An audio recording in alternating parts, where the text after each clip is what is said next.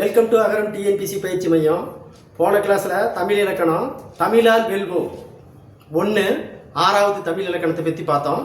இன்னைக்கு ஓகேங்களா தமிழால் வெல்வோம் 2 7வது தமிழ் புத்தகத்தில் இருந்துக்கிற இலக்கணத்தை நம்ம வீடியோவை பார்க்க போகிறோம். ஓகேங்களா, வாங்க வீடியோவுக்கு போவோம். ஓகேங்களா, பாருங்க, தமிழ்நாடு அரசு வெளியிட்ட 7வது தமிழ் புக்கு. ஓகேங்களா, அதுக்கு முன்னாடி பார்த்தீங்கன்னா 6வதுல விடுபட்டதை கொஞ்சம் நம்ம பார்ப்போம். ஓகேங்களா, அதாவது பார்த்தீங்கன்னா ஓகேங்களா, மொழியை எழுதவும் முறையும் மிக எளிதாகும் தன்மை இதற்கேற்ற தமிழ் எழுத்துக்கள் பெரும்பாலும் வலஞ்சுழி எழுத்துக்களாக அமையும். ஓகேங்களா, அப்ப தமிழ் எழுத்துக்கள் பெரும்பாலும் எந்த எழுத்து வகையை சார்ந்தது அப்படின்னா வலஞ்சுழி எழுத்து வகையை சார்ந்தது. அப்ப வலஞ்சுழி எழுத்துக்கள் என்னென்ன அப்படின்னு பார்த்தீங்கன்னா ஆ, ஏ, ஔ, ஞா, ஞா.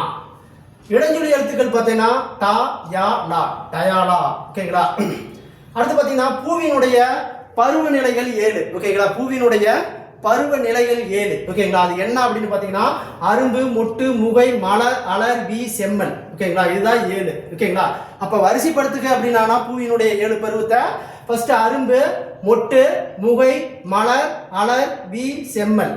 ஓகேங்களா, அடுத்து பார்த்தீங்கன்னா தாவரத்தினுடைய இலை பெயர்கள் பாருங்க. ஆல், அரசு, மா, பலா, வாழை இதெல்லாம் இலைன்னு சொல்லுவோம். அகத்தி, பசலை, முருங்கை இதெல்லாம் கீரைன்னு சொல்லுவோம். அருகு, கோரை, புல்லுன்னு சொல்லுவோம். நெல்லு, வரவலா, தாள், மல்லி, தலை, சப்பாத்தி, கள்ளி, தாளை இதெல்லாம் மடல்னு சொல்லுவோம். கரும்பு, ஞானெல்லாம் தோகைன்னு சொல்லுவோம். பனை, தென்னையெல்லாம் ஓலைன்னு சொல்லுவோம். கமுகுனா பாக்கு, அதுக்கு பேர் கூந்தல்னு சொல்றாங்க. ஓகேங்களா, அதே மாதிரி பார்த்தீங்கன்னா தமிழ் எண்களை அறிவோம். பாருங்க, 1க்கு கா, 2க்கு ஊ, 3க்கு ஞா, 4க்கு சா, 5க்கு ரூ, 6க்கு சா, 7க்கு ஆ, 8க்கு ஆ, 7க்கு ஏ, 8க்கு ஆ, 9க்கு கு, 10க்கு கா, 0. பாருங்க, 1க்கு கா, 2க்கு ஊ, 3க்கு ஞா, 4க்கு சா, 5க்கு ரூ, 6க்கு சா, 7க்கு ஏ, 8க்கு ஆ, 9க்கு கு, 10க்கு கா, 0. ஓகேங்களா, இது போன 6வது கிளாஸ்ல விடுபட்டது. இப்போ நம்ம 7வதுடைய தமிழ் இலக்கணத்தை பற்றி பார்ப்போம். ஓகேங்களா, 7வது தமிழ் இலக்கணத்தை பற்றி பார்ப்போம். இயல் 1ல 7வதுல என்ன இருக்கு அப்படின்னு பார்த்தீங்கன்னா ஓகேங்களா, குற்றியலுகரம், குற்றியலிகரம். ஓகேங்களா, குற்றியலுகரம், குற்றியலிகரம். பாருங்க, தமிழ் எழுத்துக்களை முதல் எழுத்து, சார்பெழுத்து என 2 வகையா பிரிக்கிறாங்க. அப்ப தமிழில் உள்ள எழுத்துக்களை முதல் எழுத்து, சார்பெழுத்துன்னு 2 வகையா பிரிக்கிறாங்க. ஓகேங்களா, உயிர் எழுத்து 12, மெய்யெழுத்து 18, 30 எழுத்துக்கள்னு சொல்றாங்க. அப்ப உயிரெழுத்து, மெய்யெழுத்தும் 30 எழுத்துக்கள்னு சொல்றாங்க. இதுதான் முதல் எழுத்து எனப்படும். சார்பெழுத்துக்கள் 10 வகைப்படும். அவை உயிர்மை, ஆயுதம், உயிரிழப்படை, ஒட்டளப்படை, குற்றியலுகரம், குற்றியலிகரம், ஐகார குறுக்கம், அவுகார குறுக்கம், மகர குறுக்கம், ஆயுத குறுக்கம் என்பன ஆகும். சார்பெழுத்துக்கள் ஒன்றான குற்றியலுகரத்தை பற்றி இனி காண்போம். பாருங்க, குற்றியலுகரம் குழந்தை, வகுப்பு, பாக்கு ஆகியவை சொற்களை சொல்லி பாருங்கள். 3 சொல்லிலும் கூ என்னும் எழுத்தை உச்சரிப்பதால் வேறுபாடு இருப்பதை உணரலாம். பாருங்க, அவ்வெழுத்துக்கள் சொல்லின் முதலிலும் இடையிலும் வரும் பொழுது முழுமையாக ஒலிக்கிறது. ஓகேங்களா, சொல்லில முதல்லையும் இடையிலையும் வரும்போது முழுமையா அந்த கூங்கிற எழுத்து ஒலிக்குது. சொல்லினுடைய இறுதியில் வரும் பொழுது ஓகேங்களா, ஒரு மாத்திரைக்கு பதிலாக அரை மாத்திரை அளவே குறைந்து ஒலிக்கிறது. பாருங்க, அதாவது கு, சு, டு, து, பூரு ஆகிய 6 வல்லின உகர சொல்லின் இறுதியில் வரும்போது ஒரு மாத்திரைக்கு பதிலாக அரை மாத்திரை அளவாக ஒலிக்கும். இறுதியில் வரும்பொழுது ஒரு மாத்திரைக்கு பதிலாக அரை மாத்திரை அளவாக குறைந்து ஒலிக்குன்னு சொல்றாங்க. இவ்வாறு தனக்குரிய ஓசையை குறைத்து ஒலிக்கும் உகரம் குற்றியல் உகரமாகும். ஓகேங்களா, இப்ப குற்றியல் உகரத்தை எப்படி பிரிக்கிறாங்கன்னு பாருங்க. குறுமை கூட்டல், இயல் கூட்டல் உகரம். ஓகேங்களா, இப்ப இந்த குற்றியல் உகரத்துக்கு எடுத்துக்காட்டு பாருங்க. காசு, எஃகு, பயிறு, பாட்டு, பந்து, சால்பு. ஓகேங்களா, தனக்குரிய எழுத்தில் அடுத்து வரும் வல்லின உகரங்கள் ஒரு மாத்திரை அளவுக்கு முழுமையாக ஒலிக்கும். வல்லின அல்லாத உகரங்கள் எப்போதும் முழுமையாகவே ஒலிக்கும். இவ்வாறு ஓசை குறையாமல் ஒரு மாத்திரை அளவில் முழுமையாக ஒலிப்பதை முற்றிலுகரம்னு சொல்றாங்க. ஓகேங்களா, அப்ப அதுல பாத்தீங்கன்னா ஓசை ஒரு மாத்திரையிலிருந்து அரை மாத்திரையா குறைஞ்சு ஒலிச்சுச்சுன்னா ஓகேங்களா, அதுக்கு குற்றிலுகரம். ஒரு மாத்திரை அளவு அப்படி முழுசா ஒலிச்சுச்சுன்னா அதுக்கு பேரு முற்றிலுகரம். எடுத்துக்காட்டு பாருங்க. பூகு, பசு, விடு, அது, வரு, மாவு, ஏழு. பாருங்க, தெரிந்து கொள்கன்னு கொடுத்துருக்கான். தமிழில் எழுத்துக்களை குறிக்கப்படுவதற்கு கரகம், கான், காரம், கேனம் ஆகிய அசைச்சொற்களை பயன்படுத்துகிறோம். பாருங்க, குறில் எழுத்துக்களை குறிக்கும் கரம் பாருங்க, அகரம், இகரம், உகரம், ககரம், மகரம். நெடில் எழுத்துக்களை குறிக்கும் கான் எடுத்துக்காட்டு பாருங்க, ஐகான், அவுகான். குறில் நெடில் எழுத்துக்களை குறிக்க காரம் எடுத்துக்காட்டு பாருங்க, மகாரம், ஏகாரம், ஐகாரம், அவுகாரம். ஆயுத எழுத்தை குறிக்கும் கேனம் அக்கேனம். பாருங்க, குற்றிலுகத்தின் வகைகள். குற்றிலுகரம் தனக்கு முன் உள்ள எழுத்தை கொண்டு 6 வகையாக பிரிக்கப்படுகிறது. அப்ப குற்றிலுகரம் எத்தனை வகைப்படும்? 6 வகைப்படும். ஓகேங்களா? பாருங்க, உதாரணமா கொடுத்திருக்கான். 6 குற்றிலுகரம்: உயிர் தொடர் குற்றிலுகரம், ஆயுத தொடர் குற்றிலுகரம், நெடில் தொடர் குற்றிலுகரம், வன் தொடர் குற்றிலுகரம், மென் தொடர் குற்றிலுகரம், இடைத்தொடர் குற்றிலுகரம். ஓகேங்களா? அப்போ உயிரெழுத்து எதுன்னு நம்ம தெரிஞ்சாதான் உயிர் தொடர் குற்றிலுகரம்னு சொல்லுவோம். மெல்லின எழுத்து, வல்லின எழுத்து, இடையின எழுத்துலாம் நமக்கு தெரியணும். ஓகேங்களா? அப்போ வல்லின எழுத்துக்கள் பார்த்தீங்கன்னா கசர தவிர, மெல்லின எழுத்துக்கள் எரள வரல, இடையின எழுத்துக்கள் ஞங்கஞ ஞமன. ஓகேங்களா? இது எல்லாம் பார்த்தீங்கன்னா வரதான் நம்ம வச்சு இதை நம்ம குற்றிலுகரமாக பிரிக்கிறோம்.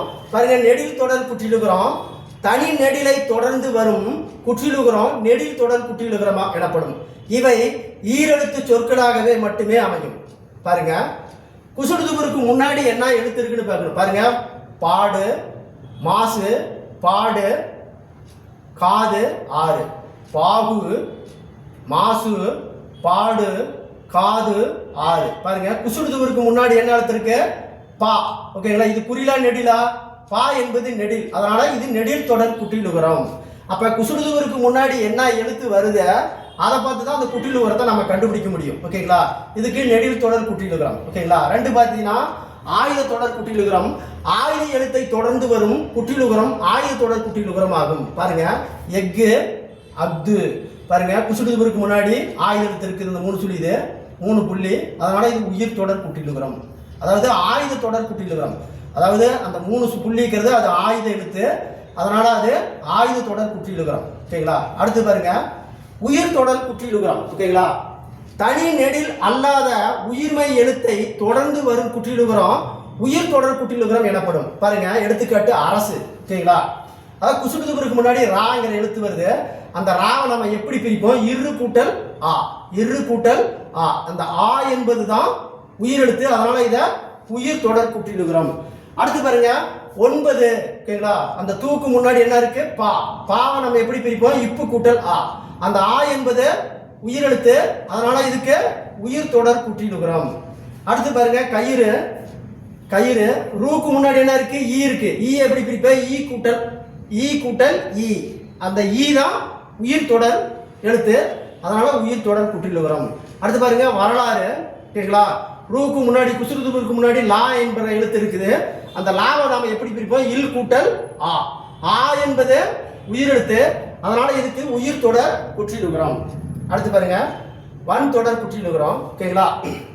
அதாவது வல்லின வன் தொடர் குற்றிலுகரம், அதாவது வல்லின எழுத்து இருக்குல்ல, கசட தவற, கா, ச, ட, த, ப, ர. ஓகேங்களா? மெய் எழுத்துக்கள் தொடர்ந்து வரும் குற்றிலுகரம் வன் தொடர் குற்றிலுகரம். ஓகேங்களா? பாருங்க, எடுத்துக்காட்டு பாக்கு, பேச்சு, பாட்டு, பந்து, உப்பு, பற்று. ஓகேங்களா? குசுடுதுபுருக்கு முன்னாடி இக்கு வந்திருக்கு. பாருங்க, குசுடுதுபுரு சூக்கு முன்னாடி இச்சி வந்திருக்கு, இட்டு வந்திருக்கு, இத்து வந்திருக்கு, இப்பு வந்திருக்கு, எரு வந்திருக்கு. ஓகேங்களா? அடுத்து மென் தொடர் குற்றிலுகரம், அதாவது மெல்லின எழுத்து. என்ன எழுத்து?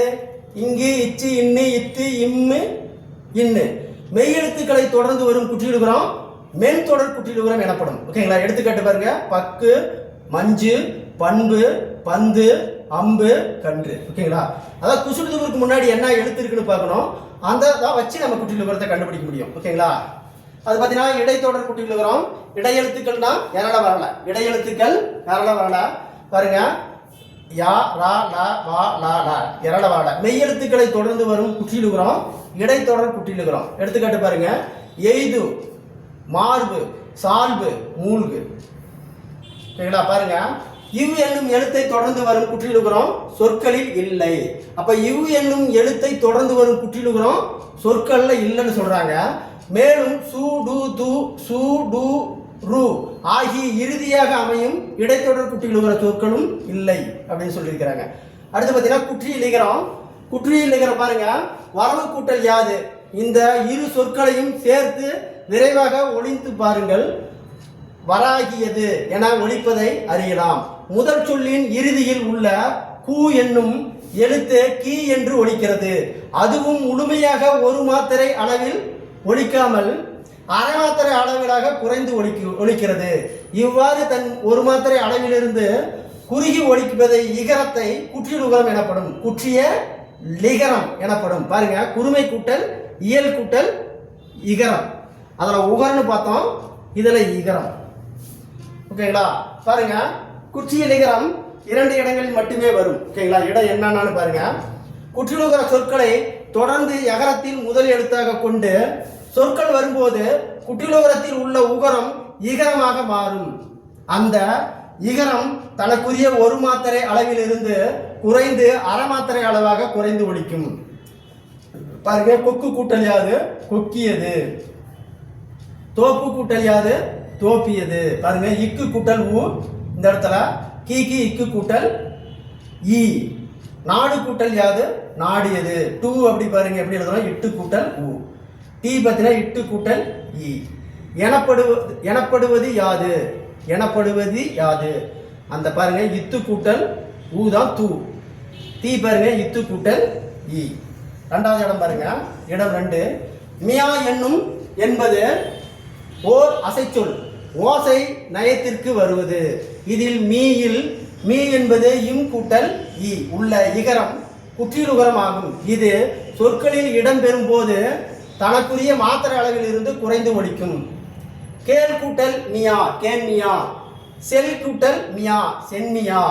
குற்றியலுகரம் தற்போது உரைநடை வழக்கில் இல்லை. அப்ப குற்றியலுகரம் தற்போது உரைநடை வழக்கில் இல்லை, இலக்கியங்களில் மட்டுமே உள்ளது. அடுத்து பாருங்க, இயல் 2 4 வகை சொற்கள். ஓகேங்களா? 4 வகை சொற்கள். ஒவ்வொரு எழுத்துக்கும் அதை ஒழிப்பதற்கு உரிய கால அளவு உண்டு. இதை மாத்திரை என்பர். ஆனால் எல்லா எழுத்துக்களும் எல்லா இடங்களிலும் தமக்குரிய மாத்திரை அளவில் முழுமையாக ஒழிப்பதில்லை. சில எழுத்துக்கள் சில இடங்களில் தமக்குரிய கால அளவை விட குறைவாக ஒலிக்கும். இவ்வாறு குறைந்து ஒலிக்கும் எழுத்துக்களை குறுக்கங்கள் என்கிறோம். அப்ப குறைஞ்சு ஒலிச்சுன்னா அதுக்கு பேரு குறுக்குங்கள் என்கிறோம். குறுக்குங்கள் 4 வகைப்படும். ஐகார குறுக்கம், அவுகார குறுக்கம், மகர குறுக்கம், ஆயுத குறுக்கம். ஓகேங்களா? அப்ப குறுக்குங்கள் எத்தனை வகைப்படுன்னு கேட்டாங்கன்னா 4 வகைப்படும். ஐகார குறுக்கம், அவுகார குறுக்கம், மகர குறுக்கம், ஆயுத குறுக்கம். ஓகேங்களா? இப்ப ஐகார குறுக்கத்தை பத்தி பார்ப்போம். பாருங்க, ஐ கை பை. ஓகேங்களா? என ஐகார எழுத்து தனித்து வரும் இடங்களில் தனக்குரிய 2 மாத்திரை அளவில் முழுமையாக ஒலிக்கிறது. அப்ப ஐ அப்படிங்கிற இது நெடில் எழுத்து, அது தனிச்சு நின்றுச்சுன்னா 2 மாத்திரை அளவிலாக ஒலிக்கும். பாருங்க, ஓகேங்களா? வையகம், சமையல், பறவை என சொற்களில் முதல், இடை, கடை அதாவது இறுதி ஆகிய இடங்களில் வரும் பொழுது தனக்குரிய 2 மாத்திரை அளவில் இருந்து குறைந்து ஒலிக்கிறது. இவ்வாறு குறைந்து ஒலிக்கும் ஐகார குறுக்கம் எனப்படும். ஓகேங்களா? பாருங்க, ஐகார சொல்லில் முதலில் வரும் பொழுது 1.5 மாத்திரை அளவில் இருந்து ஒலிக்கும். அப்ப முதல்ல வர எழுத்து எல்லாமே ஓகேங்களா? பாருங்க, இந்த இடத்துல ஐ இருக்கு, முதல்ல வந்துச்சுன்னா 1.5 மாத்திரை. ஐகார குறுக்கம் சொல்லின் இறுதியில் வரும் பொழுது 1 மாத்திரை அளவில் இருந்து ஒலிக்கும். ஓகேங்களா? அப்ப பாருங்க, ஓகேங்களா? ஐ என்னும் நெட்டெழுத்து தனிச்சு நின்றுச்சுன்னா 2 மாத்திரை. சொல்லுல முதல்ல வந்துச்சுன்னா அந்த ஐ ஓகேங்களா 1.5 மாத்திரை. ஓகேங்களா?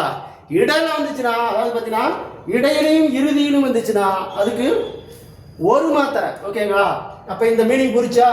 ஐ என்பது தனிச்சு நின்றுச்சுன்னா அது நெடில 2 மாத்திரை, சொல்லுல முதல்ல வந்துச்சுன்னா 1.5 மாத்திரை, இடையிலையும் கடையில வந்துச்சுன்னா 1 மாத்திரை. அடுத்து அவுகார குறுக்கம். அவு பாருங்க, அவு வவ் என அவுகார எழுத்துக்கள் தனித்து வரும் இடங்களில் தனக்குரிய 2 மாத்திரை அளவை முழுமையாக ஒலிக்கிறது. ஔவையார், வௌவால் என சொல்லின் முதலில் வரும் பொழுது தனக்குரிய 2 மாத்திரை அளவில் இருந்து குறைந்து 1.5 மாத்திரை அளவிலாக ஒலிக்கிறது. இவ்வாறு குறைந்து ஒலிக்கும் ஒகரம் அவுகாரம் எனப்படும். ஓகேங்களா? அப்ப ஓகேங்களா, அவுகார சொல்லின் இடையிலும் இறுதியிலும் வராது. அந்த அவு என்பது இடையிலையும் ஓகேங்களா கடையிலையும், அதாவது கடைசியிலும் வராது, முதல்ல மட்டும்தான் இந்த அவுங்கிற வார்த்தை வரும். ஓகேங்களா? ஓகேங்களா? அந்த அவு வரும்போது பார்த்தீங்கன்னா தனக்குரிய 1.5 மாத்திரை அளவிலிருந்து குறையாமல் ஒலிக்குன்னு சொல்றாங்க. அடுத்தது மகரம். ஓகேங்களா? பாருங்க, அம்மா, பாடம், படித்தான் ஆகிய சொற்களில் மகர மெய்யெழுத்து தனக்குரிய அரை மாத்திரை அளவிலிருந்து முழுமையாக ஒலிக்கிறது. வளம் வந்தான் என்பதில் மகர மெய்யெழுத்தை அடுத்து மகரம் எழுத்து வருவதால் மகர மெய்யானது தனக்குரிய அரை மாத்திரை அளவிலிருந்து குறைந்து கால் மாத்திரை அளவாக ஒலிக்கிறது. அதுக்கு தான் மகர குறுக்குன்னு சொல்றாங்க. ஓகேங்களா? பாருங்க, போடும் என்னும் சொல்லை போன் என்னும், மருளும் என்னும் சொல்லை மருண் என்னும் செய்யுளில் ஓசை சீர்மையாக பயன்படுத்துகின்றன. இச்சொல்லில் மாத்திரை மகரமானது இன்னு இன்னு ஆகிய எழுத்துக்களை அடுத்து வருவதால் தனக்குரிய அரை மாத்திரை அளவிலிருந்து குறைந்து கால் மாத்திரை அளவாக ஒலிக்கிறது. இவ்வாறு குறைந்த ஒலிக்கும் மகரம் மகர குறுக்கம் எனப்படும். ஓகேங்களா? இது பாருங்க, இந்த மகரம் பார்த்தீங்கன்னா தன்னுடைய அரை மாத்திரையிலிருந்து கால் மாத்திரையா குறைஞ்சி ஒலிக்குது. ஓகேங்களா? அரை மாத்திரையிலிருந்து கால் மாத்திரை அளவாக குறைஞ்சி ஒலிக்குது. ஓகேங்களா? அடுத்தது பார்த்தீங்கன்னா ஆயுத குறுக்கம். அக்து எஃகு, அக்து எஃகு ஆகிய சொற்களில் ஆயுத எழுத்து தனக்குரிய அரை மாத்திரை அளவிலிருந்து முழுமையாக ஒலிக்கிறது. ஓகேங்களா? பாருங்க, முழுமையா ஒலிக்குதுன்னு சொல்லியிருக்கிறான். பாருங்க, முள் கூட்டல் தீது என்பது முற்றிது எனவும் கல் கூட்டல் என்பது கற்றிது எனவும் சேரும் இச்சொற்களில் உள்ள ஆயுத எழுத்து தனக்குரிய அரை மாத்திரை அளவில் இருந்து குறைந்து கால் மாத்திரை அளவாக ஒலிக்கிறது. இவ்வாறு குறைந்து ஒலிக்கும் ஆயுதம் ஆயுத குறுக்குன்னு சொல்றாங்க. ஓகேங்களா? அடுத்து பாருங்க, வேட்கை. வேட்கை என்னும் சொல்லின் ஐகார குறுக்கம் என்பது எத்தனை மாத்திரைனா 1 மாத்திரை. அப்ப ஒரே ஒரு மாத்திரை தான் சொல்றாங்க. எதுக்கு? வேட்கை. அப்ப கை என்பது ஐ கடைசிக்கு போயிடுச்சு. அப்ப ஐ முதல்ல ஐ தடிச்சு நின்றா 2 மாத்திரை, முதல்ல வந்தா 1.5 மாத்திரை, இடையிலையும் கடையிலையும் வந்துச்சுன்னா 1 மாத்திரை. ஓகேங்களா? இப்ப கை என்பது ஐ எங்க இருக்குது? கடைசியில் இருக்குது, அது 1 மாத்திரை. மகர குறுக்கம் இடம்பெறாத சொல்லு பணம் கிடையாது. சொல்லின் முதலில் மட்டும் வரும் பெறுவது அவுகார குறுக்கம். அப்ப அவுகார குறுக்கம் சொல்லில் முதல்ல மட்டும்தான் வரும், இடையிலையும் கடையிலையும் வராது. அடுத்து பாருங்க, இயல் 3 வழக்கு. ஓகேங்களா? வழக்கு பார்த்தீங்கன்னா எழுத்திலும் பேச்சிலும் சொற்களை பயன்படுத்தும் முறை வழக்கு எனப்படும். அப்ப எழுத்திலும் பேச்சிலும் சொற்களை பயன்படுத்தும் முறைக்கு வழக்கு எனப்படும். நம் முன்னோர் எந்தெந்த சொற்களை என்னென்ன மொழிகளில் பயன்படுத்துகின்றார்களோ அச்சொற்களை அவ்வாறே பயன்படுத்துவது வழக்கு. வழக்கு பார்த்தீங்கன்னா இயல்பு வழக்கு, தகுதி வழக்கு என 2 வகைப்படும். அப்ப வழக்கு இயல்பு வழக்கு, தகுதி வழக்குன்னு 2 வகையா பிரிக்கிறாங்க. ஓகேங்களா? அப்ப வழக்குனா என்ன? நம் முன்னோர்கள் எப்பொருளை எப்படி அழைச்சாங்களோ அதை அப்படியே அழைக்கிறது தான் வழக்கு. வழக்கு 2 வகைப்படும். ஒன்று இயல்பு வழக்கு, இன்னொன்று தகுதி வழக்கு. இப்ப இயல்பு வழக்குனா என்ன இருப்பாரு? ஒரு பொருளை அதற்கேற்ற உரிய இயல்பான சொற்களை குறிப்பிடுவது இயல்பு வழக்கு எனப்படும். ஓகேங்களா? இயல்பு வழக்கு 3 வகைப்படும். 1 இலக்கணம் உடையது, 2 இலக்கண போலி, 3 மரபு. ஓகேங்களா? அப்ப இயல்பு வழக்கு எத்தனை வகைப்படுதுன்னு கேட்டாங்கன்னா 3 வகைப்படும். 1 இலக்கணம் உடையது, 2 இலக்கண போலி, 3 மரபு. பாருங்க, இலக்கணம் உடையது நிலம், மரம், வான், எழுது ஆகிய சொற்களை நோக்குங்கள். இவை தமக்குரிய பொருளை எவ்வகையும் மாறுபாடு இல்லாமல் இயல்பாகவே தருகின்றன. இவ்வாறு இலக்கண நெறி மாறாமல் முறையாக அமைந்த சொல்லுக்கு இலக்கணம் உடையது ஆகும். 2 இலக்கண போலி. இல்லத்தில் முன்பு பகுதிகளில் இல் முன் என குறிக்க வேண்டும். அதனால் அதனை நம் முன்னோர்கள் முன்றில் என மாற்றி வழங்கினர்.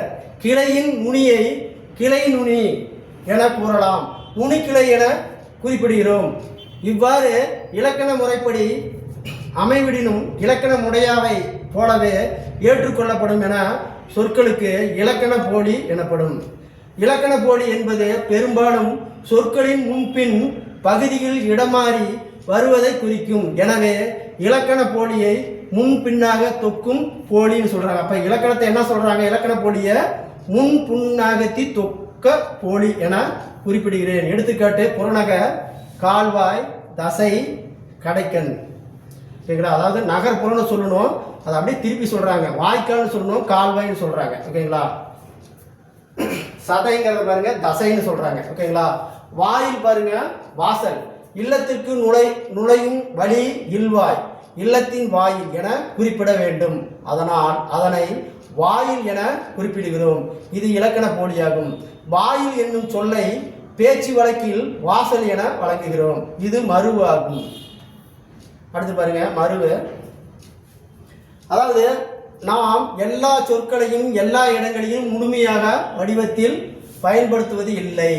தஞ்சாவூர் என்னும் பெயரை தஞ்சை என்றும் திருநெல்வேலி என்னும் பெயரை நெல்லை எனவும் வழங்குகிறோம்.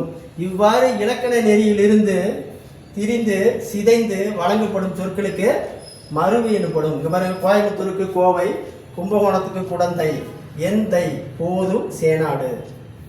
ஓகேங்களா? இயல்பு வழக்கு பார்த்தோம். அடுத்தது தகுதி வழக்கு. ஏதேனும் ஒரு காரணத்தினால் பிறரிடம் சொல்லும் தகுதியற்ற சொற்களை தகுதியான வேறு சொற்களால் குறிப்பிடுவது தகுதி வழக்கு ஆகும்.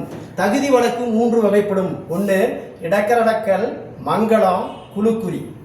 இப்ப பாருங்க, இடக்கரடக்கல் பிறரிடம் வெளிப்படையாக சொல்ல தகாத சொற்களை தகுதியுடைய வேறு சொற்களால் கூறுவது இடக்கரடக்கல். ஓகேங்களா? கால் கழுவி வந்தான், குழந்தை வெளியே போய்விட்டது, ஒன்றுக்கு போய் வந்தேன். சரிங்களா? இதெல்லாம் மாற்றி மாற்றி வர்றதுனால தான் இது இடக்கரடக்கல்னு சொல்கிறோம். அடுத்தது பாருங்க, மங்களம். செத்தவர் என்பது மங்களம் இல்லாத சொல் என நம் முன்னோர்கள் கருதினர். எனவே செத்தார் என குறிப்பிடாமல் துஞ்சினார் என குறிப்பிட்டனர். நம் இக்காலத்தில் இயற்கையை எய்தினார் என்று குறிப்பிடுகிறோம். இவ்வாறு மங்களம் இல்லாத சொற்களை மங்களமாக வேறு சொற்களில் குறிப்பிடுவது மங்களம் என்பர். பாருங்க, ஓலை, திருமுகம், கருப்பு ஆடு, வெள்ளாடு, விளக்கை அணை, விளக்கை குளிரவை, சுடுகாடு அப்படின்னு சொல்லக்கூடாது, நன்காடு. அடுத்தது பார்த்தீங்கன்னா 3 குழுவு குறி. குழுவு குறி பலர் கூடியிருக்கும் இடத்தில் சிலர் மட்டுமே தமக்குள்ள சில செய்திகளை பகிர்ந்து கொள்ள விரும்பினால் மற்றவர்கள் புரிந்து கொள்ள இயலாத வகையில் சொற்களை பயன்படுத்துவர். இவ்வாறு ஒரு குழுவினர் ஒரு பொருள் அல்லது செயலை குறிக்க தமக்குரிய பயன்படுத்தி கொள்ளும் சொற்களே குழு குறி எனப்படும். பாருங்க, பொன்னை பரி எனால் பொற்கொள்ளன் பயன்படுத்துவது, ஆடையை காரை எனால் யானைப்பாகர் பயன்படுத்துவது. பாருங்க, இப்படியும் கூறலாம். இடக்கரடக்கல், மங்களம், குழுக்குறி 3 சொற்களும் மாறாமல் வேறு சொல்லை பயன்படுத்துவது முறைகளாகும். நாகரிகம் கருதி மறைமுகமாக குறிப்பிடுவது இடக்கரடக்கல். மங்களமற்ற சொற்களை மாற்றி மங்களமான சொற்களை குறிப்பது மங்களம். பிறர் அறியாமல் ஒரு குழுவில் மட்டுமே புரியும் வகையில் குறிப்பிடுவது குழுக்குறி. அடுத்து பாருங்க, போலி. ஓகேங்களா? அறம் செய்ய விரும்பு. ஓகேங்களா? இது ஔவையாருடைய வழக்கு. அப்ப அறம் செய்ய விரும்பு அப்படிங்கிறது ஔவையாருடைய வாக்கு. அறம் வலியுறுத்தி என்பது திருக்குறள் அதிகாரங்களில் ஒன்று. இத்தொடர்களில் அறம், அரண் ஆகிய சொற்களை ஓரெழுத்து மாறியுள்ளது. அதனால் வேறுபாடு மாறவில்லை. ஓகேங்களா? பாருங்க, இம்மு, இதில் இன்னு, ஆனால் ஒரே சொல்ல தான் குறிக்குது. ஓகேங்களா? இவ்வாறு சொல்லின் முதலிலேயோ இடையிலேயோ இறுதியிலேயோ இயல்பாகவோ இருக்க வேண்டிய ஓர் எழுத்திற்கு பதிலாக வேறு எழுத்து இருந்து இடம்பெற்று அதே பொருளை தருவது. அப்ப ஓகேங்களா, முதல் எழுத்தோ இடை எழுத்தோ கடை எழுத்தோ மாறாமலோ மாறி இருந்தாலுமே ஒரே பொருளை தரதான் போலின்னு சொல்றாங்க. ஓகேங்களா? போலி என்னும் சொல் போல இருந்தல் என்பதிலிருந்து தோன்றியது. போலி 3 வகைப்படும். போலி எத்தனை வகைப்படும்? 3 வகைப்படும். 1 முதற் போலி, 2 இடைப்போலி, 3 கடைப்போலி. பாருங்க, முதற் போலி. ஓகேங்களா? முதல் எழுத்து ஃபர்ஸ்ட் எழுத்து மட்டும். பசல் பாருங்க, பைசல், மஞ்சள், மை இஞ்சு, மயில், மயில் என்ற சொற்களை முதல் எழுத்து மாறினாலும் பொருள் மாறவில்லை. இப்போ ஃபர்ஸ்ட் எழுத்து மாறினாலும் பொருள் மாறவில்லை. இது முதற் போலி. இவ்வாறு சொல்லின் முதலில் இருக்க வேண்டிய எழுத்திற்கு பதிலாக வேறு ஓர் எழுத்து அமைந்து அதே பொருளை தருவது முதற் போலி. அடுத்து பாருங்க, இடைப்போலி. அமைச்சு, ஆ மைச்சு, இளஞ்சி, ஈ லை இஞ்சி, அரையர் ஆகிய சொற்கள் இடையில் உள்ள எழுத்து மாறினாலும் பொருள் மாறவில்லை.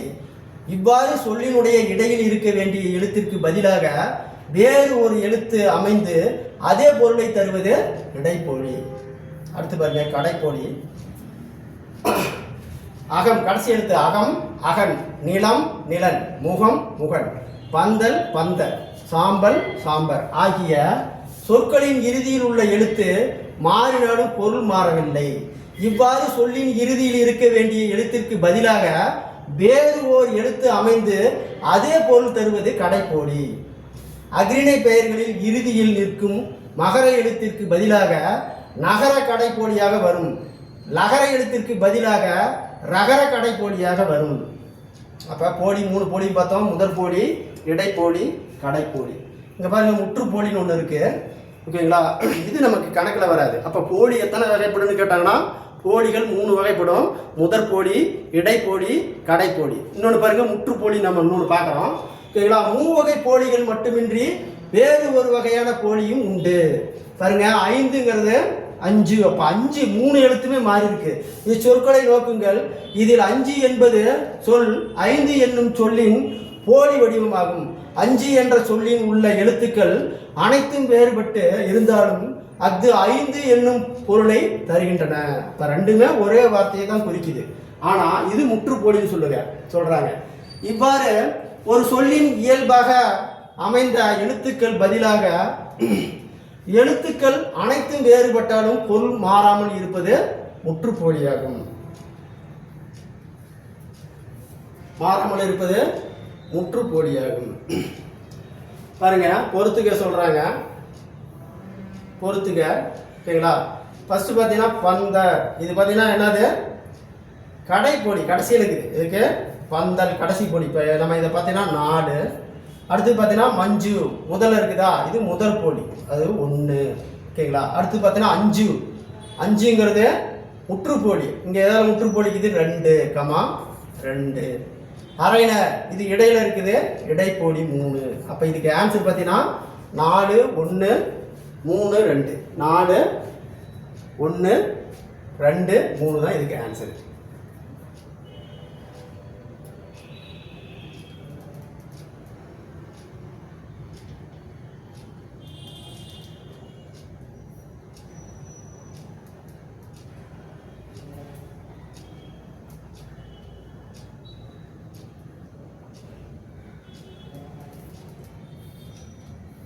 அடுத்து பார்த்தீங்கன்னா இலக்கிய வகை சொற்கள்.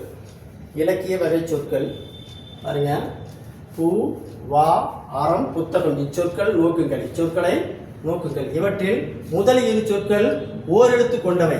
அடுத்த 2 சொற்கள் 3 4 எழுத்துக்களை கொண்டவை. இவையும் அனைத்து பொருட்கள் தருகின்றன. இவ்வாறு ஓரெழுத்து தனித்து நின்றாலும் வேறுபட்ட எழுத்துக்கள் தொடர்ந்து வந்து பொருள் தருவது சொல் எனப்படும். சொல்லுக்கு பாருங்க மொழி, பதம், கிளவி என சொல் என்னும் பொருள் தரும் வேறு ஒரு சொற்கள். அப்போ சொல்லுக்கு வேறு பார்த்தீங்கன்னா மொழின்னு சொல்றாங்க, பதம்னு சொல்றாங்க, கிளவின்னு சொல்றாங்க. ஓகேவா, அடுத்து பார்த்தீங்கன்னா இலக்கண முறைப்படி பெயர் சொல், வினைச்சொல், இடைச்சொல், உரிச்சொல் என 4 வகைப்படும். அப்போ இலக்கண முறைப்படி பெயர் சொல், வினைச்சொல், இடைச்சொல், உரிச்சொல் என 4 வகைப்படும் என்பதை முன் வகுப்பில் கற்றீர்.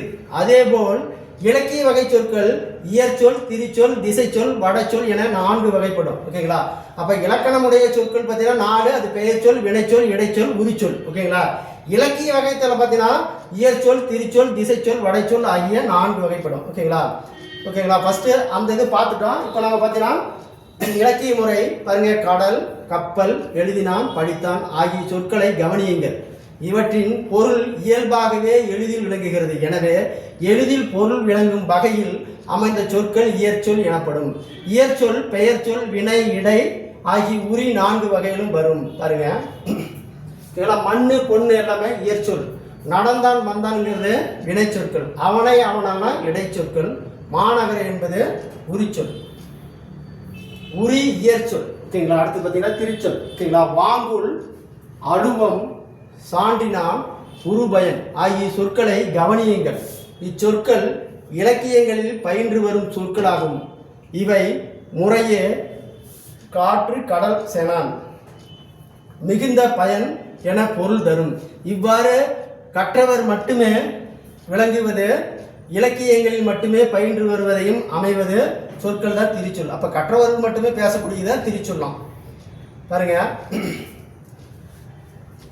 திருச்சொல் பெயர், இடை, உரி ஆகிய 4 வகையிலும் வரும். ஓகேங்களா, அழுவம், பங்கம்ங்கிறது பெயர் திரிச்சொல்.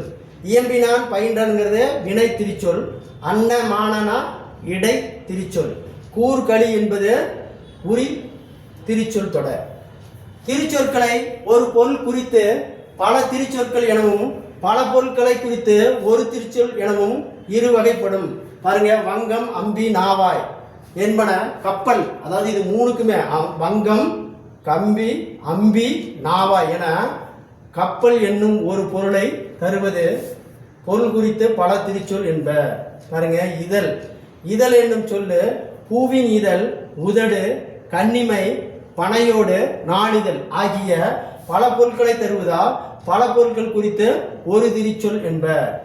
அடுத்து திசை சொல். ஓகேங்களா? பாருங்க, சாவி, சன்னல், பண்டிகை, ரயில் ஆகிய சொற்கள் தமிழில் வழக்கில் இருந்தால் இவை தமிழ் சொற்கள் அல்ல, பிற மொழியில் இருந்து வந்து தமிழில் வழங்கி வருவதாகும்.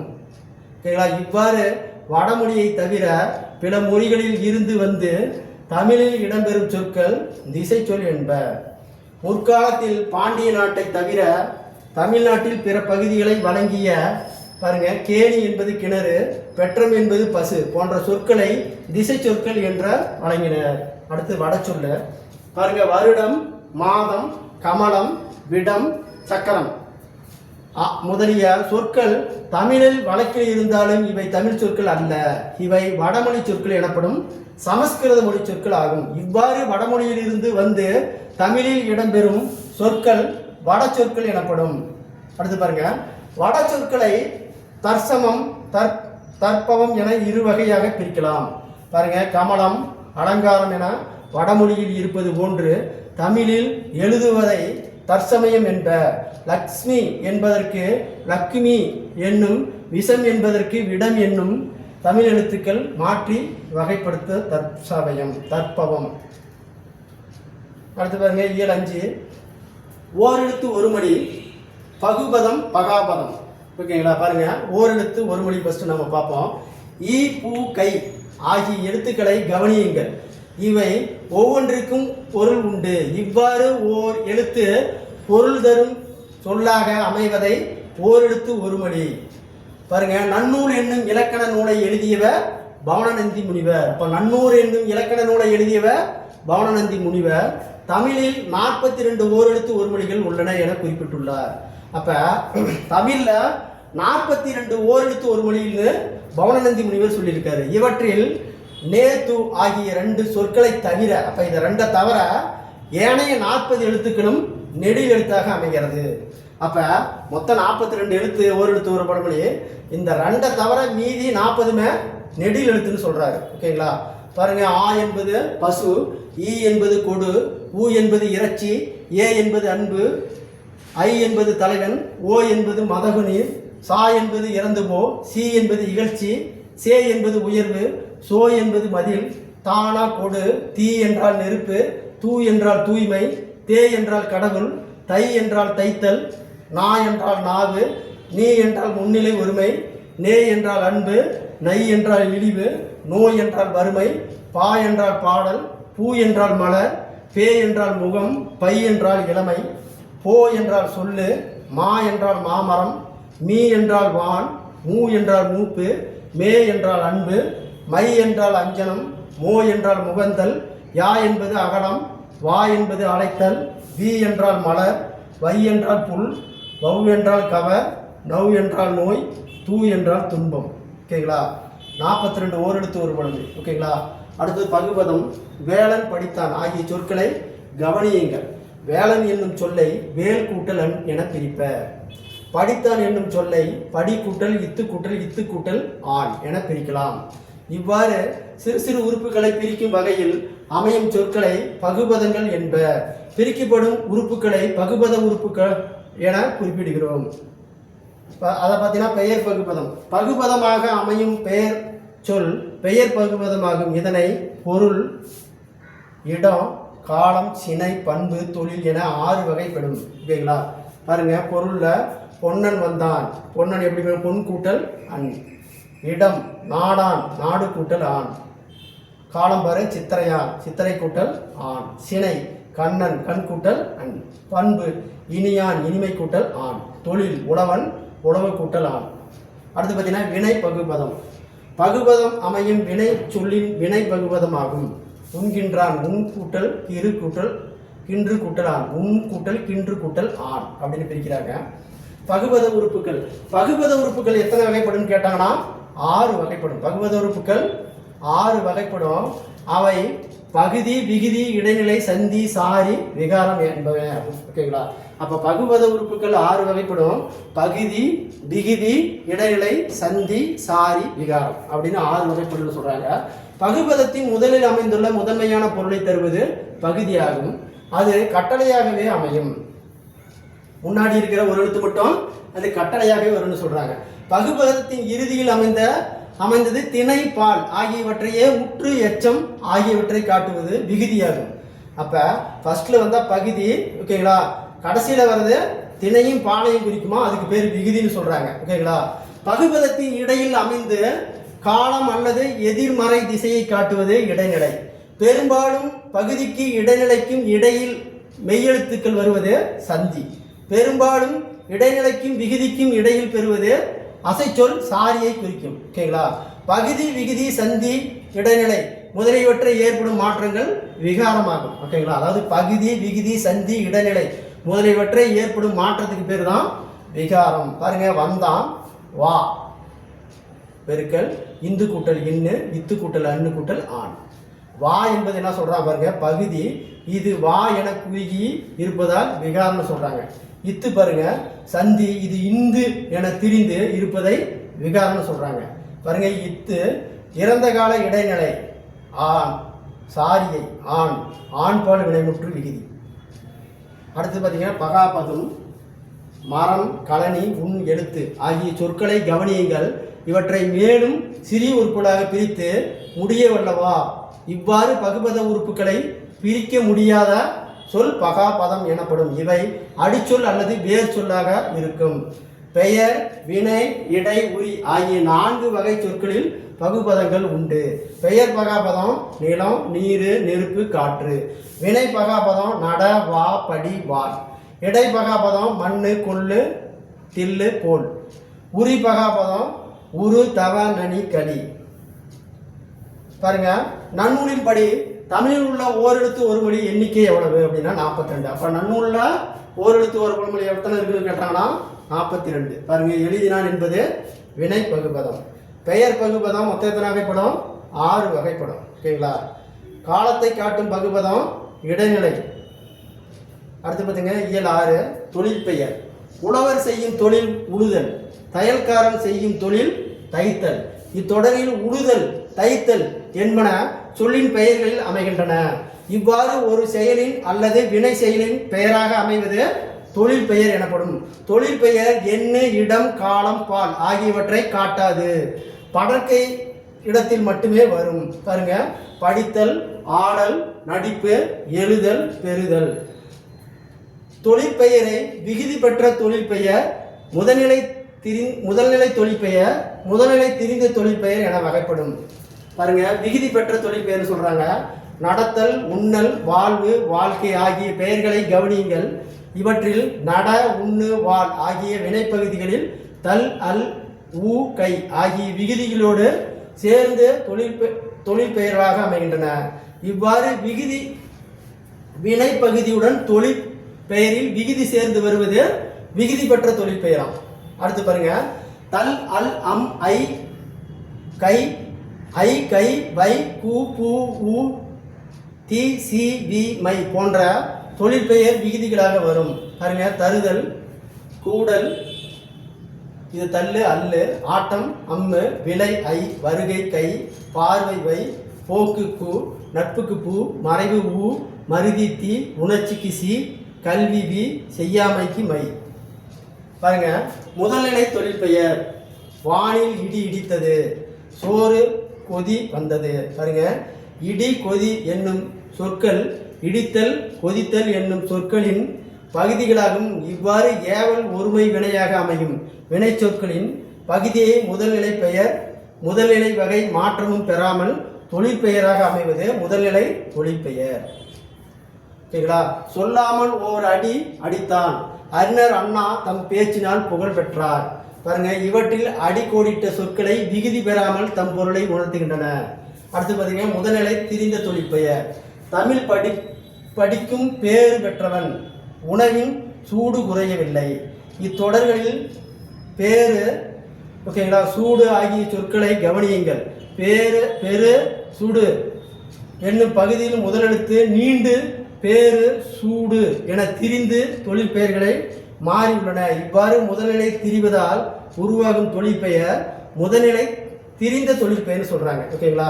அதாவது இந்த பெரு அப்படிங்கிறத ஓகேங்களா பேருன்னு நீண்டும் சுடு என்பதை சூடுன்னு நீண்டு சொல்றது தான் முதல்நிலை திரிந்த தொழிற்பெயர். சரியான விடையை தேர்ந்தெடுக்க. பின்வருவனவற்றுள் விகுதி பெற்ற தொழிற்பெயர் படித்தல். ஓகேங்களா? பின்வருவனவற்றில் முதல்நிலை திரிந்த தொழிற்பெயர் எதுனா ஊரு. பாருங்க. ஓகேங்களா? ஓட்டம் என்பது விகுதி பெற்ற தொழிற்பெயர். அப்ப இதுல 3ல இருக்கு. அடுத்தது 2. ஓகேங்களா? முதல்நிலை சூடு. ஓகேங்களா? அப்ப இதுக்கு ஆன்சர் என்ன அப்படின்னு பாத்தீங்கன்னா பாருங்க 3. ஓகேங்களா? அடுத்து பார்த்தீங்கன்னா பிடி முதல்நிலை திரிந்த தொழிற்பெயர் 1. சூடு என்பது முதல்நிலை திரிந்த தொழிற்பெயர் 3 1 3 1 2. இதுதான் இதுக்கு ஆன்சர். ஓகேங்களா? அடுத்து பார்ப்போம். அடுத்து பாருங்க இயல் 7. ஓகேங்களா? அணி இலக்கணம். அணி என்னும் சொல்லுக்கு அழகு என்பது பொருள். அணி என்னும் சொல்லுக்கு அழகு என்பது பொருள். ஒரு செயலை சொல்லாகவும் பொருளாகவும் அழகு பெற செய்தலை அணின்னு சொல்றாங்க. ஓகேங்களா? அணி பார்த்தீங்கன்னா ஊமை அணி. மயில் போல ஆடினான், மீன் போன்ற கண்.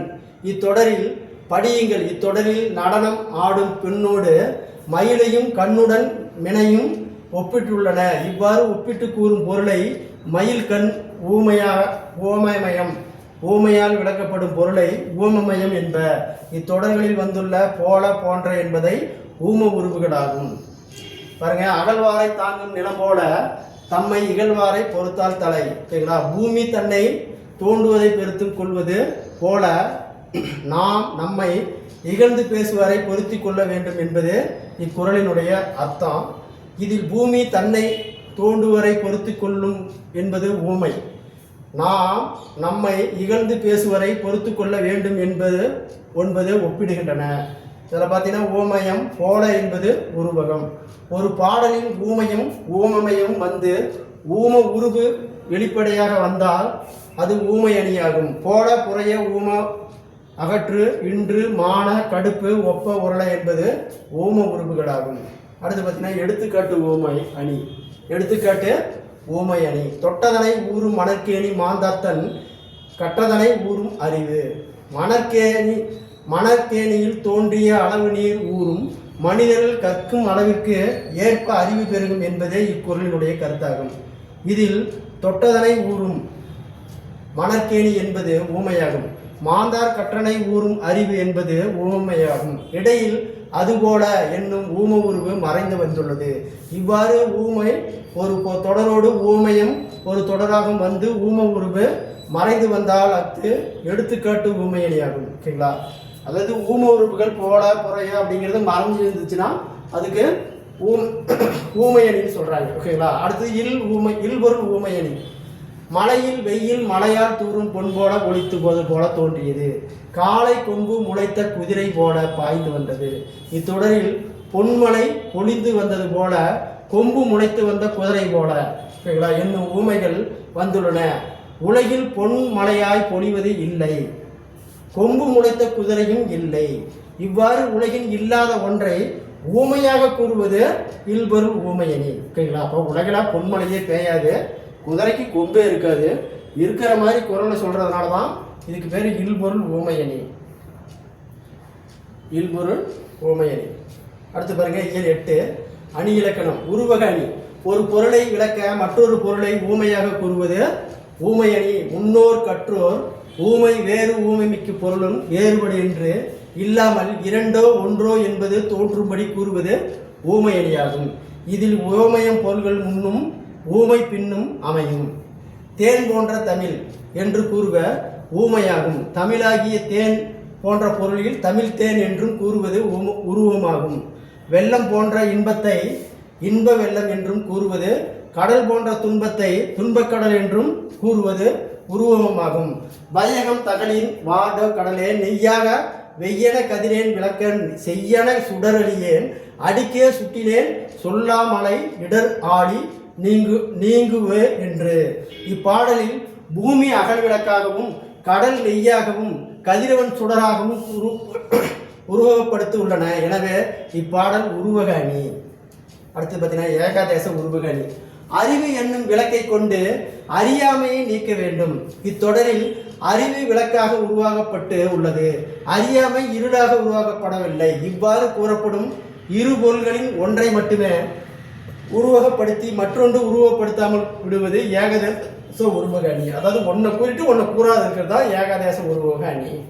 பாருங்க, பொறுமைக்கு ஏனைய சிறுமைக்கும் தந்தம், கருமமே கட்டளைக்கல். இதுக்கு உதாரணம் விளக்கம் பாருங்க. வள்ளுவர் மக்களின் செயல்களை பொன்னின் தரத்தை அறிய உதவும் உரைக்கல்லாக உருவகம் செய்துவிட்டு மக்களது உயர்வையும் தாழ்வையும் பொன்னாக உருவாகும் செய்யவில்லை. எனவே இக்குறளில் இடம்பெற்றிருப்பது ஏகாதேச உருவக அணியாகும். அடுத்து பார்த்தீங்கன்னா ஆகுபெயர். ஆகுபெயர் மொத்தம் 16 வகைப்படும். தோட்டத்தில் மேயுது வெள்ளை பசு. ஓகேங்களா? இத்தொடரில் வெள்ளை என்னும் சொல் வெண்மை என்னும் நிறத்தின் பொருளை தருகிறது. இஃது இயல்பான பெயர் சொல்லாகும். வீட்டுக்கு வெள்ளை அடித்தான். இத்தொடரில் வெள்ளை என்பது வெண்மை நிறத்தை குறிக்காமல் வெண்மை நிறமுடைய சுண்ணாம்பை குறிக்கிறது. இவ்வாறு ஒன்றின் பெயர் அதனை குறிக்காமல் அதனோடு தொடர்புடைய வேறொன்றை குறிப்பது ஆகு பெயராகும். ஓகேங்களா? அதாவது ஒரு பொருள் தன்னை குறிக்காமல் தன்னோடு தொடர்புடைய வேறொரு பொருளை குறிப்பது தான் ஆகு பெயர். ஆகு பெயர் மொத்தம் 16 வகைப்படும்.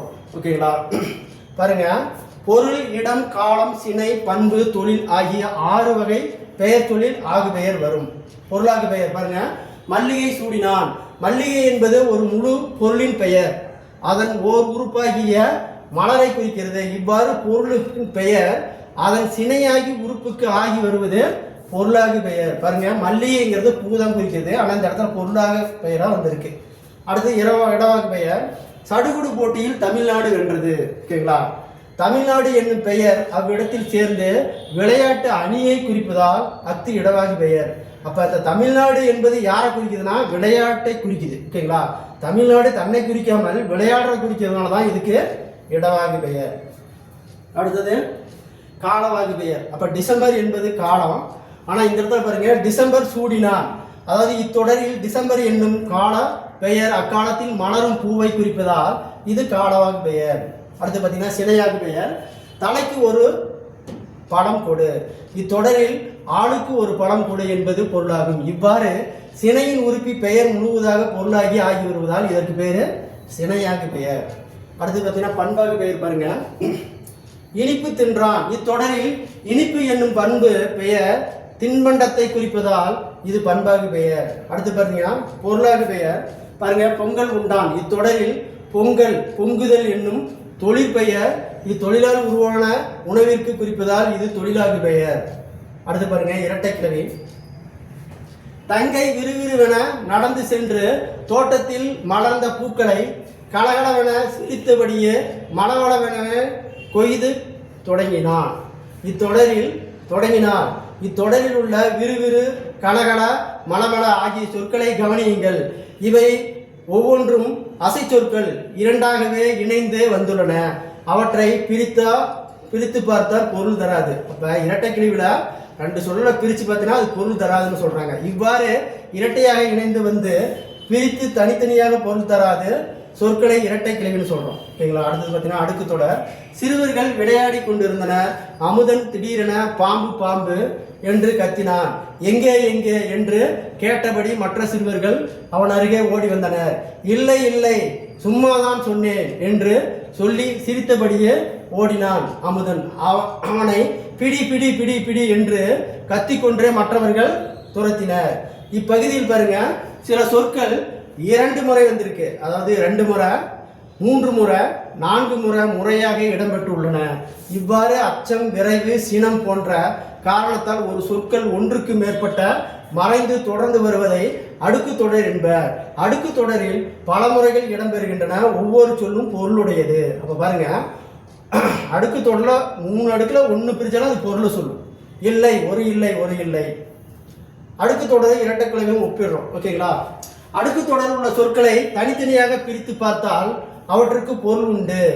இரட்டை கிளவியில பிரித்தால் அது பொருள் தருவதில்லை. அப்ப அடுக்கு தொடர்ல பிரிச்சுனா பொருள் உண்டு, இரட்டை கிளவியில பிரிச்சுனா பொருள் தராது. அடுக்கு தொடரில் ஒரு சொல் 2 முதல் 3, 4, 5 முறை, இரட்டை கிளையில் ஒரே 2 முறை மட்டுமே வரும். அடுக்கு தொடரில் உள்ள சொற்கள் தனித்தனியாக நிற்கும். இரட்டை கிளையில் உள்ள சொற்கள் இணைந்தே நிற்கும். அடுக்கு தொடர் விரைவு, வெகுளி, ஊமை, அச்சம், அவலம் பொருட்களில் கௌரவமாக இரட்டை கிளைகளை பார்த்தீங்கன்னா அவை மொழியாக குறிப்பிடுகின்றன. ஓகேங்களா? மொழியாக குறிப்பிடுகின்றன. ஓகேங்களா? இதுவரை நம்ம 8வதுல இருக்கிற இலக்கணம் பார்த்தோம். ஓகேங்களா? இந்த இலக்கணத்தை ஃபுல்லாக 10th +2 வரைக்கும் நம்ம பார்த்த பிறகு அடுத்து பார்த்தீங்கன்னா ஓகேங்களா சொல்லும் பொருளும் பார்க்கலாம். ஓகேங்களா? அடுத்து பிரித்து எழுதுக, சேர்த்து எழுதுக, மற்றதில் எல்லாத்தையும் வரிசையாக நம்ம பார்த்துருவோம். ஓகேங்களா? இந்த வீடியோ பிடிச்சிருந்தா ஓகேங்களா சப்ஸ்கிரைப் பண்ணிக்கோங்க, லைக் பண்ணிக்கோங்க. அப்போ தான் உங்களுடைய இந்த வீடியோ தொடர்ச்சியாக உங்களுக்கு வரும். நன்றி, வணக்கம்.